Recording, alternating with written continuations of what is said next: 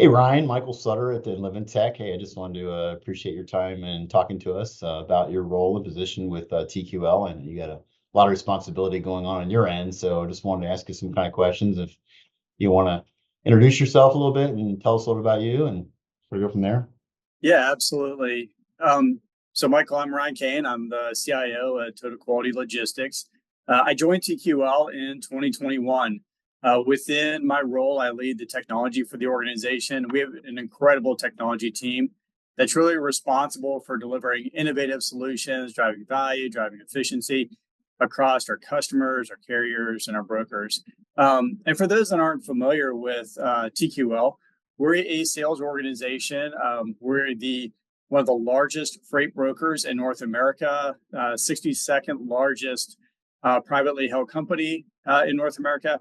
It's a large organization, really immense focus on our customers.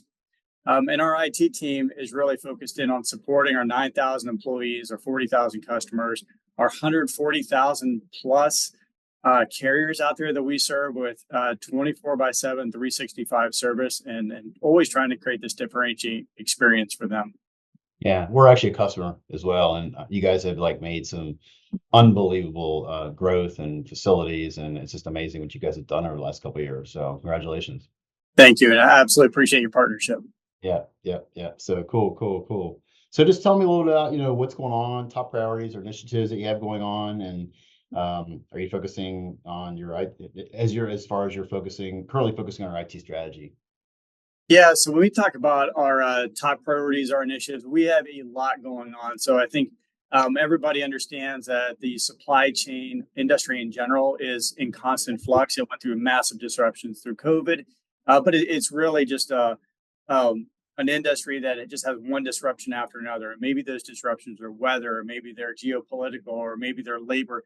There's so many things that contribute to that. And so when we think about our priorities within technology, it's really about how do we position our organization to better pivot and adjust. And I don't say can't really think we anticipate those disruptions, but wouldn't be in a better position to react as those may happen. And so really we have things going on across the entire technology stack. So if you start at the network layer, we're replacing our entire core network as well as all of our wide area networks this year. You move into the database layer, we have a database and data modernization program going on right now that has a big focus on governance and analytics, reporting, platforms that will then feed our new integration layer, and really driving more towards an API and event-based architecture that ultimately gets consumed by the application layer. And at the application layer, we have a ridiculous amount of work going on. Everything from a new ERP system to help fuel the growth of the organization and service our customers, over into what is the largest technology investment our organization has ever made. And that is a modernization of our core application that our brokers use. And so that part of that then gets into new architecture patterns, new languages, new ways to do experimentation and rolling out all the way back into going to the next layer up, how we interact with our customers, our users within this. Our product management area is developing a lot of new skills here, talking with our customers, putting capabilities into the application where we can get real-time feedback that then feeds our backlogs, and making sure that we're always investing in the things that are making a difference to our customers. And I'm referring to our customers in this sense as our internal associates, our internal users, and doing so in a way that is fiscally responsible, but creates that experience that they actually, when they get in there, they have confidence, it's familiar to them, and they know kind of inherently what to do immediately, rather than spending a huge amount of time ramping up their skills. So a Wow. lot going on in our Yeah. world. How many are on your team to help you support all that? Yeah, so we have between our product organization and our technology teams, we have about 450 associates. And then we have a number of third-party partners that help us, whether it be staff augmentation or bringing in full teams to help fill some gaps for us. Awesome. Thanks for that. Thanks for the information. So, another question: how do you align your IT investments and projects with broader business goals and objectives? Yeah, we think about the investments we're making in IT, they really come back to our technology strategic plan. And so our strategic plan has 5 pillars, and they're focused on things like the customer experience, the platforms, driving friction out of how we work, developing our talent, and then also ensuring that the ways of working that we put in place are the most efficient and effective. So as we contemplate some of our technology investments, of course, we're looking against our business strategy, and then we're looking at how do they align with our strategic pillars to put us into a better position to serve the company for the next, most of these investments we're thinking, 3 to 5 years out, based on, alignment into those pillars. Yeah, and 3 to 5 years out, does that change pretty rapidly from your plans today, Oh, typically? yes. Yeah. I mean, there, in this industry, um, yesterday and today are often completely different. And again, it's because there's so many outside influences that impact overall supply chain that we need to be ready for. And this actually is kind of one of the reasons why, when we think about a lot of our solutions, we do a lot of in-house development. Um, if it's something that is going to be create a differentiating experience for our broker community, our customers, our carriers, right? We want to kind of own that IP and own our future within that space. If a customer has the need, the opportunity to move into a new mode, and a new mode may be ocean, it might be air, it might be something called drayage, which is the removing of containers from a container ship, putting it on a truck and moving it out of a port. If those are new needs for a customer, we want to be able to pivot very quickly to develop and meet the customer where they need help. And so by doing that internally ourselves, we find that we can do that much more rapidly and do it in such a way that we're able to kind of better align our solutions to exactly what those customers are needing. Yeah, so what you guys do, obviously, I mean, it's the heart of the industry, right? I mean, it's just it's everything. We wouldn't, as far as the Yeah, I economy. mean, we operate within overall broad transportation industry that's somewhere between like $400 and $500 billion. It grows at a constant positive CAGR year over year, and the freight brokerage component within that is massive, also growing. Because we end up being a critical part, like you said, Michael, a critical part of that overall supply chain. If you're a large shipper of maybe a CPG or maybe a manufacturer, you have a supply chain capability, but you don't build it for your peaks.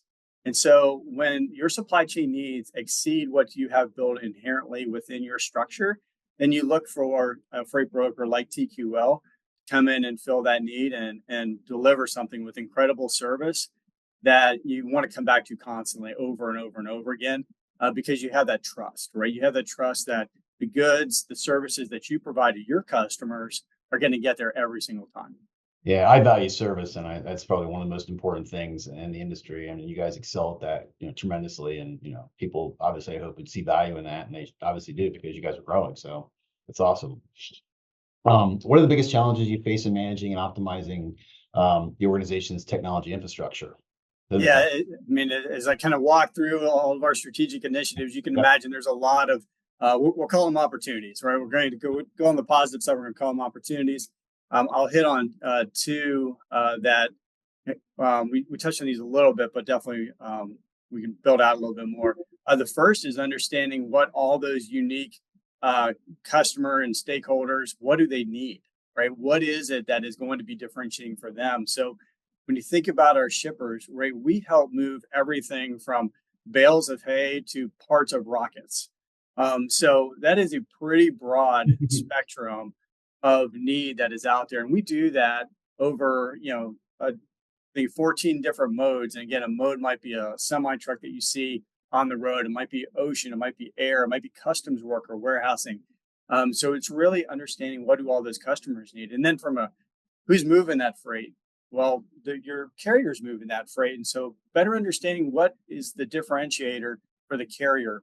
How do you make that experience so familiar, so seamless to them that they always want to work with TQL?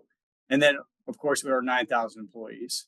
How do we make something that is amazing to them and create a way that we're getting constant feedback? And so we ask our associates for constant feedback through online surveys.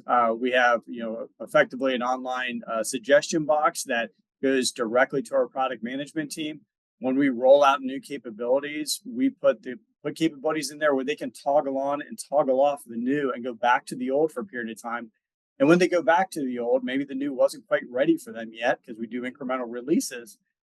They are prompted to give us feedback. What is it that you're looking for that isn't there yet? And that feedback goes directly to our product management team, and that fuels our backlogs. So really, with that first opportunity being understanding your stakeholder need, and then being able to position yourself so that you can adjust to that. I'd say the second big opportunity that we have out there, when you think of all those changes, all that across the entire stack, it really gets into talent development. Well, we have 450 of the greatest resources that you're ever going to find. And we know that we have to invest in them so they're ready for today, ready for tomorrow, where we want to go strategically. We've created an internal L&D team, learning and development team within IT, and they focus solely on building curriculum, building experiences to help our associates learn the new skills that they need to support all of our stakeholders going forward. And that's everything from new ways of working, so product management and being product led, to how do we more effectively do agile, to how do you learn React, or how do you use Figma for your designs, or how do you start rolling out things in Microsoft Azure more effectively. So that investment in our people is so critical. Right now, we're going through a cohort of an apprentice program that we have, and our apprentice program is all about taking folks from outside of IT, within the company, outside of IT, that are looking for a change. They're looking to move into technology, and we want to give them a facility to do that. So once a year, we go through a cohort that we receive applicants. Could be from our sales, could be from somebody in sales support. They apply to this program. They get through testing, some interview process. Ultimately, those that get accepted in, they go through a software development boot camp. And when they emerge from that boot camp after about 14 weeks, they're then put on a development team where they'll get 2,000 hours of additional training within that team. Upon completion of that and graduation of the program, then they become a software developer one within our program. So why is that important, right? When we think about the development of that talent, it's important because they understand our business. They've created those relationships. They understand our culture. They understand our customers and our shippers, and they understand the challenges with claims and fraud and all this other stuff that it's hard when you bring somebody in from the outside for them to learn that. So we've kind of reversed that around and said, is there great internal talent that we can teach them the tech because they already know those pieces of our business. So really excited about our apprentice program and watching that continue to mature, and has delivered some incredible talent back into that team. Yeah, it's awesome because you're growing within, and you're keeping people, learning and all that. So that's cool. That's cool. Yeah, Michael, when you look at one of our pillars, one of our strategic pillars is all about talent. Yep. And we've talked a lot to our teams that we want to be the place where nobody wants to leave, and we have a line out the door, people that want to come in and work with us. And I'd say we're progressing to get there. We have more work to do, but ultimately that's our vision from a talent perspective. Yeah, no, that's awesome. That's awesome. Well, you've heard it from Ryan directly, so it's awesome. Thank you for your time. I really appreciate it. And we look forward to seeing you guys even grow more and handle all these new business challenges. And we're all with you. Great. Thank you, Michael. Cool.